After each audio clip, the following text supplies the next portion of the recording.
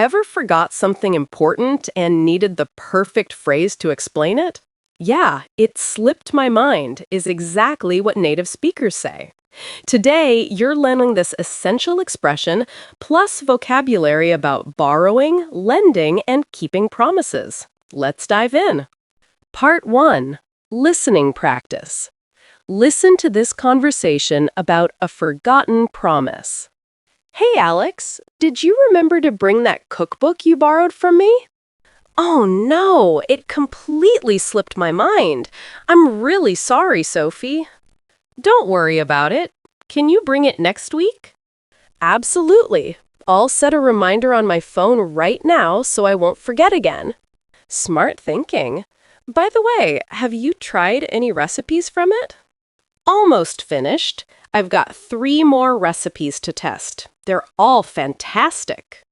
That's wonderful. I knew you'd enjoy it. Let's discuss them over coffee when I return it. Perfect idea. And seriously, don't stress about forgetting. Thanks for understanding. See you next week. See you then. Part 2. Vocabulary time. Let me explain these useful expressions. First, lend. This means to give something temporarily with the expectation of getting it back. Example, can you lend me your laptop for the presentation? Next, it slipped my mind.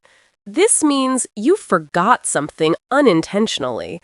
Like, I was supposed to email you, but it completely slipped my mind. Then, borrow. To receive something temporarily from someone. For instance, may I borrow your umbrella? It's raining. Also, chapter. A division or section of a book.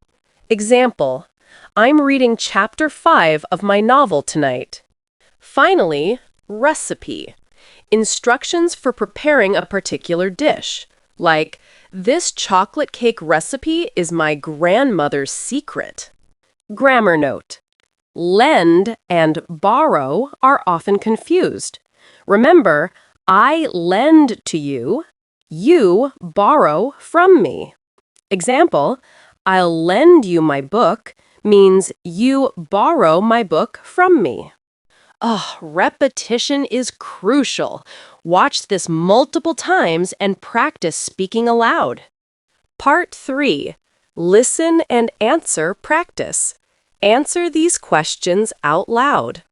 What did Sophie lend Alex? A cookbook. She lent him a cookbook. Did Alex remember to bring it? No, he didn't. It slipped his mind. What does it slipped my mind mean? I forgot. It means he forgot unintentionally. Did Sophie get upset? No, she didn't. She said, don't worry about it. When will Alex bring the cookbook? Next week. He'll bring it next week. What will Alex do to remember? Set a phone reminder. He'll set a reminder on his phone. Has Alex finished using the cookbook? Almost. He has 3 more recipes to try. Did Alex enjoy the recipes? Yes, he did. They're all fantastic. What will they do when Alex returns it? Discuss over coffee. They'll talk about the recipes over coffee. Was Sophie worried about the forgotten book? No, she wasn't. She told Alex not to stress. Part 4. Shadowing practice. Repeat after each speaker with natural intonation. Hey, Alex, did you remember to bring that cookbook you borrowed from me? Don't worry about it. Can you bring it next week? Smart thinking. By the way, have you tried any recipes from it? That's wonderful. I knew you'd enjoy it. Perfect idea. And seriously, don't stress about forgetting. See you then. Oh no, it completely slipped my mind. I'm really sorry, Sophie. Absolutely. I'll set a reminder on my phone right now so I won't forget again. Almost finished. I've got 3 more recipes to test. They're all fantastic. Let's discuss them over coffee when I return it. Thanks for understanding. See you next week. Excellent work today.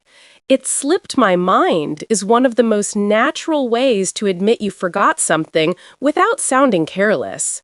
It shows you genuinely forgot, not that you ignored the responsibility. Use it in casual situations with friends, family, or colleagues. Practice this phrase until it's automatic. Watch this video daily. And remember, everyone forgets sometimes. Knowing how to express it politely makes all the difference. I'm Vey from English Mastery Podcast. Keep learning these authentic expressions, stay honest, and your English will sound naturally native. See you next time. Keep growing.